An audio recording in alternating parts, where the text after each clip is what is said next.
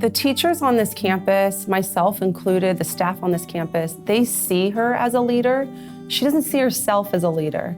And she doesn't want the Mrs. Jennings did this, Mrs. Jennings did that. She doesn't want that because she doesn't do it for that reason. She does it because she wants to do what's best for kids. Andrea has always been exceptional at getting the highest quality work out of students. She really pushes students to stretch themselves in their writing. A lot of teachers shy away from assigning a lot of writing because it takes a lot of grading.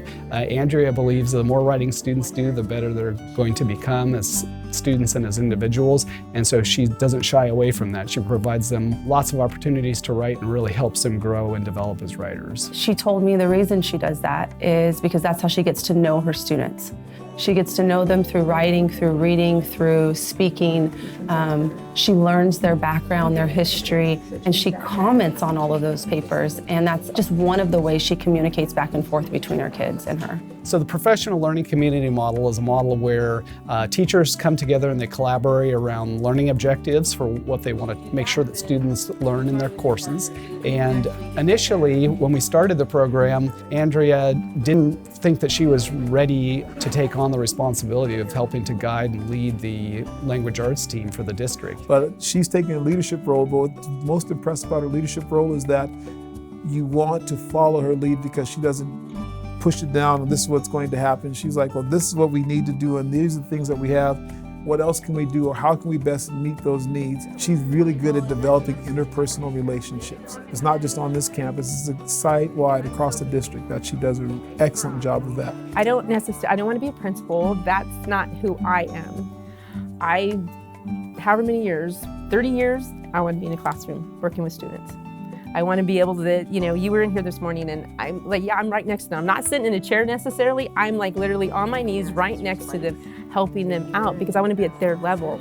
I don't want them to have to look up to me and I'm looking down. I want to be at their level. And I just want to make it to where they enjoy it, not just writing, but reading as well. So I get excited when a student comes to me and says, hey, I actually found a book I liked. Well, that's because you found the genre that you liked, and so now let's go for it. So she chooses pieces of writing, pieces of literature based on her student population. So it just proves to you that she's not just grabbing something year after year and doing the same thing. She tailors her teaching to the kids that are in that room. Oh, it was the year that Twilight came out. And we had a group of girls who, Mrs. Jennings, you have to read this book.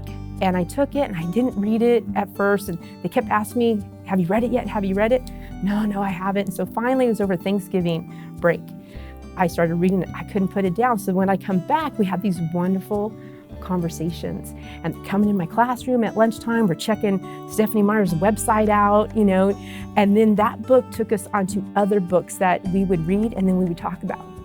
So it's not just about writing, it's about reading, but it's about the bonds that you build with the students. And I think that's what drives her to keep coming back with new ideas. Like we sit there and I'm gonna spend all of June, I'm not doing anything work related, but she's sitting there buying books, doing research, and she's looking for how can I do what I do better? What would make it so that more kids will learn? And if this doesn't work, what else could I do to help facilitate that process? That's how she spends her summer. Like that's joy to her, is to refine her craft. And I'll be honest, this is a highly competitive campus. No one wants to be the weak link, and because she's doing better, I have to do better just to keep up and be able to stay in the same room as her. And it's contagious. I think that's really the driving force, is that she's in competition with herself to be the best version of her possible.